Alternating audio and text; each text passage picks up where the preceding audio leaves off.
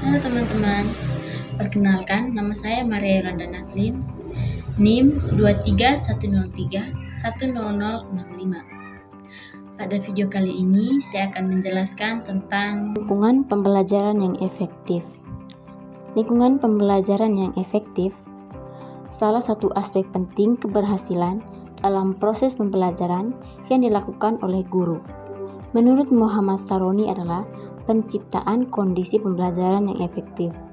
Lingkungan belajar adalah segala sesuatu yang berhubungan dengan tempat proses pembelajaran dilaksanakan. Lingkungan ini mencakup dua hal utama, yaitu lingkungan fisik dan lingkungan sosial. Untuk menciptakan lingkungan belajar yang efektif, diperlukan strategi manajemen kelas dan strategi positif untuk membuat anak-anak mau bekerja sama. Agar proses pembelajaran dapat berjalan lancar, maka kelas perlu punya aturan dan prosedur yang jelas.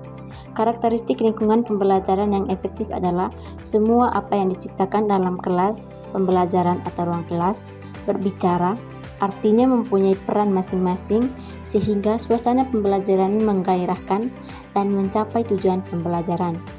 Lingkungan belajar menjadikan siswa dalam belajar terasa gembira, tidak ada tekanan, tidak ada usaha yang tidak dihargai, tercipta masyarakat belajar, dan maju bersama tiap siswa untuk mewujudkan belajar yang berenergi.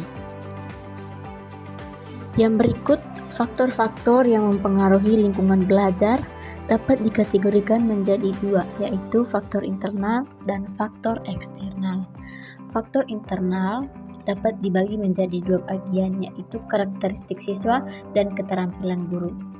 Karakteristik siswa, yang pertama itu gaya belajar, yang kedua minat dan bakat, yang ketiga kemampuan kognitif, yang keempat kesehatan fisik dan mental, yang kelima motivasi belajar.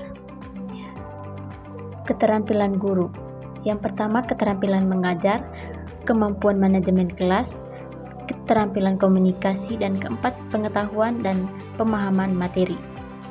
Yang kedua faktor eksternal. Faktor eksternal dapat dibagi menjadi 4 bagian. Yang pertama itu sarana dan prasarana. Sarana dan prasarana terdapat ruang kelas yang kondusif dengan pencahayaan suhu, alat belajar yang memadai seperti buku, komputer, dan laboratorium akan membantu siswa dalam proses belajar. Yang ketiga media pembelajaran yang menarik dan interaktif seperti video, audio, dan gambar dapat membantu siswa dalam memahami materi pelajaran. Yang kedua, kebijakan sekolah. Kebijakan sekolah yang mendukung proses belajar mengajar seperti kebijakan tentang penggunaan gadget waktu belajar dan tugas rumah akan menciptakan lingkungan belajar yang kondusif. Yang ketiga, dukungan orang tua. Dukungan orang tua di rumah seperti menyediakan tempat belajar yang nyaman, membantu mengerjakan tugas, dan berkomunikasi dengan guru tentang kemajuan belajar anak akan sangat membantu dalam proses belajar siswa. Yang ketiga, lingkungan sosial.